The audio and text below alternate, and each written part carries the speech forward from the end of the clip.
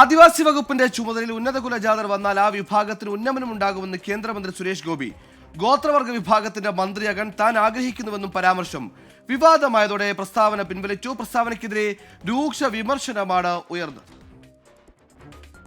ഒരു tribal cabinet മന്ത്രി ഒരിക്കലും ട്രൈബൽ അല്ലാത്തയാളാവുകയില്ല. ഒരു ഉന്നത കുലജാതൻ അവരുടെ ഉന്നമനത്തിന് വേണ്ടി ട്രൈബൽ മന്ത്രിയാവണം. ഒരു ട്രൈബൽ മന്ത്രിയാവാൻ ഒരാളുണ്ടെങ്കിൽ അദ്ദേഹത്തെ മുന്നോക്ക ജാതികളുടെയൊക്കെ ഉന്നമനത്തിന് വേണ്ടിയുള്ള മന്ത്രിയാക്കണം. ഉന്നത കുലജാതർ ആദിവാസി വിഭാഗത്തിന്റെ വകുപ്പ് ചുമതലയിൽ വരണം. ഇതുപോലെ തിരിച്ചും വേണം. എന്നാൽ മാത്രമേ ആ മേഖലകൾക്ക് ഉന്നമനമുണ്ടാകൂവെന്നായിരുന്നു സുരേഷ് ഗോപിയുടെ പരാമർശം. വിവാദമായതോടെ പഴി മാധ്യമങ്ങൾക്ക്. വാക്കുകൾ വളച്ചൊടിച്ചു. പറഞ്ഞത് ഇഷ്ടപ്പെട്ടില്ലെങ്കിൽ പ്രസ്താവന പിൻവലിക്കുന്നുവെന്നും സുരേഷ് ഗോപി.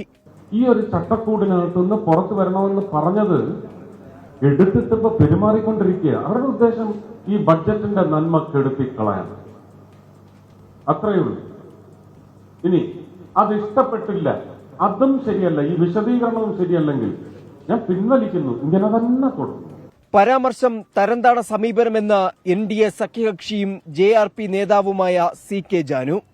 അത്തരമൊരു സംഭാഷണം നടത്തിയതുപോലെ ഒരു തരംതാണ രീതിയിലുള്ള ഒരു സമീപനമായിപ്പോയി എന്നുള്ളതാണ് എനിക്ക് അതിനകത്ത് ശരിക്കും പറയാനുള്ളത്. സുരേഷ് ഗോപിയുടേത് നിലവാരമില്ലാത്ത പ്രസ്താവനയെന്ന മന്ത്രി OR കേളു. ഇത് മാത്രമല്ല, കുറെ കാലമായിട്ട് അദ്ദേഹം ഈ നിലവാരമില്ലാത്ത പ്രസ്താവന തന്നെയല്ലേ നടത്തിക്കൊണ്ടിരിക്കുന്നത്. അതാണ് ഞാൻ പറഞ്ഞത്. ഇതിനോടൊന്നും വിവരമുള്ള ആൾക്കാർ പ്രതികരിക്കില്ല. കേന്ദ്രമന്ത്രി ചാതുർവർണ്ണയത്തിന്റെ കുഴലൂത്തുകാരനെന്ന CPI സംസ്ഥാന സെക്രട്ടറി ബിനോയ് വിശ്വം. സുരേഷ് ഗോപിയുടെ ഈ വാക്കുകൾ യാദൃച്ഛികമല്ല, അത് ഒറ്റപ്പെട്ട ഒന്നല്ല. ഇതാണ് BJP ചാതുർവർണ്ണയത്തിന്റെ കാവൽക്കാരാണ്.